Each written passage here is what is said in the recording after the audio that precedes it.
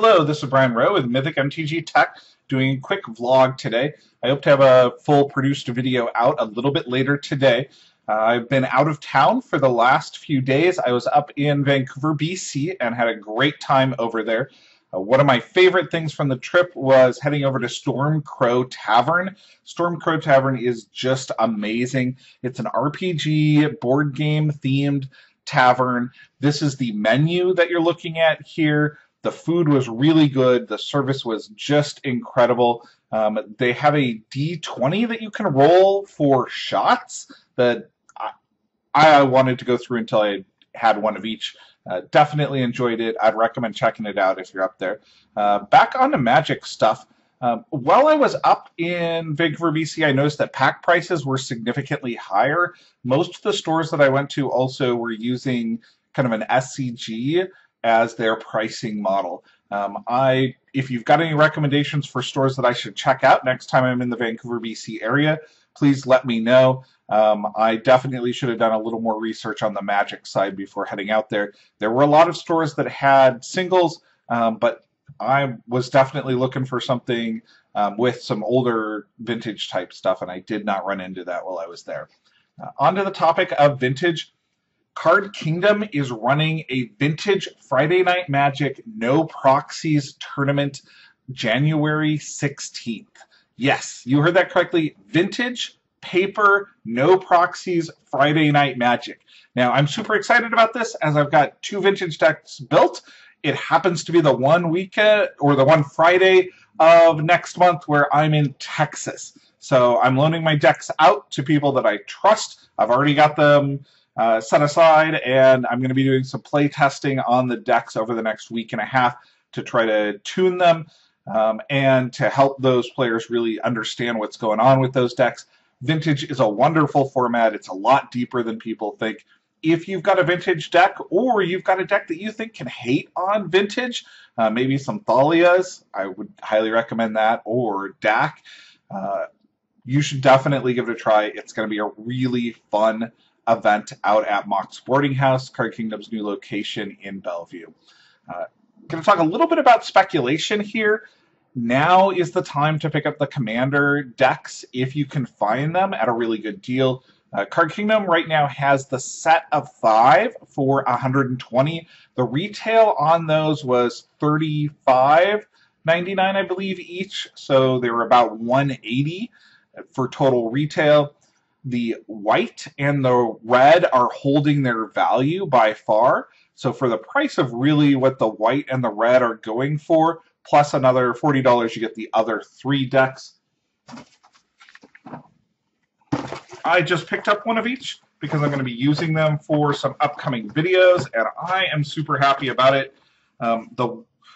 Each of the decks has some stuff that's worth it. The black's a little bit rough on the value. The green has some very, very playable cards. I look forward to taking each of these decks and trying to turn them into something amazing as part of a new video series and a blog series, which I'll be talking about a little bit later.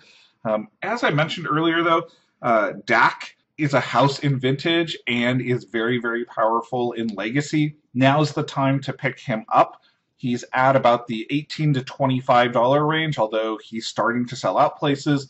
What I really like about him is he's got main deck hate for Batterskull and Jitte, and if you can combine him with a card like Notion Thief, your opponent doesn't draw any cards, but they have to discard cards. I really like DAC.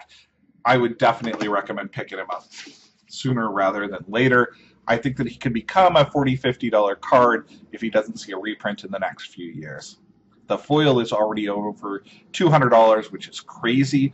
I'm not sure I would actually give that much in a trade for him, but I'm strongly considering it. I'd probably give the 125 to 175 range in a trade for him.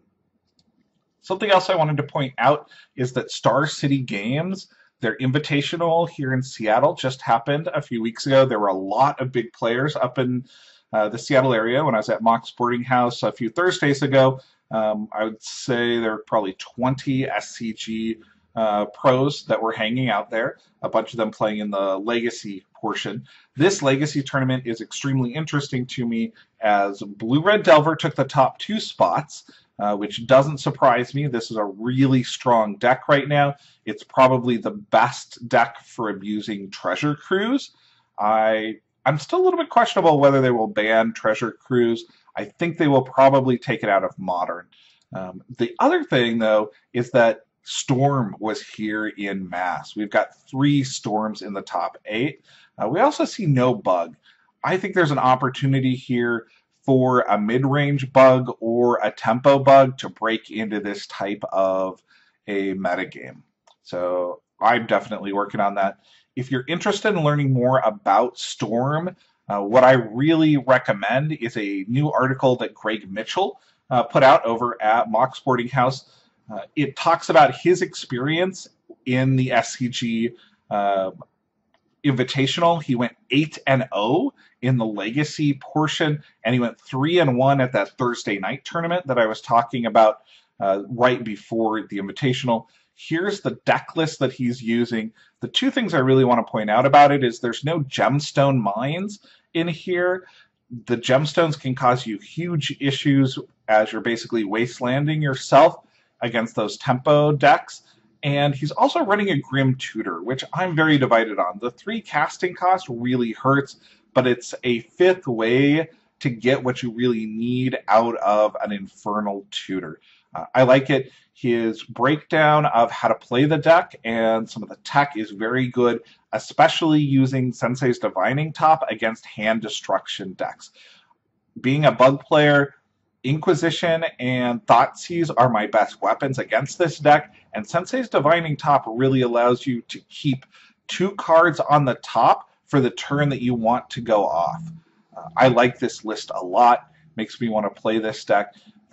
Your biggest problems are definitely Counterbalance and Thalia, so you really need to be prepared to take those decks out. Last thing I'd like to point out is that Patreon is going very well. I just added 2 new pack openings available at the $2 level. All of the pack openings are a one-time pack opening, but I would definitely try to grab those before they disappear. They go pretty quickly. I will also be doing a deck tech and a year roundup before the end of the year, looking at what my predictions were for this year. A few of them I nailed, and a few of them I was terrible on. And what is going to happen over this next year for MTG. The Ask Anything should also be done by the end of this week. Thank you, everybody who's over there on Patreon supporting the channel. I greatly appreciate it.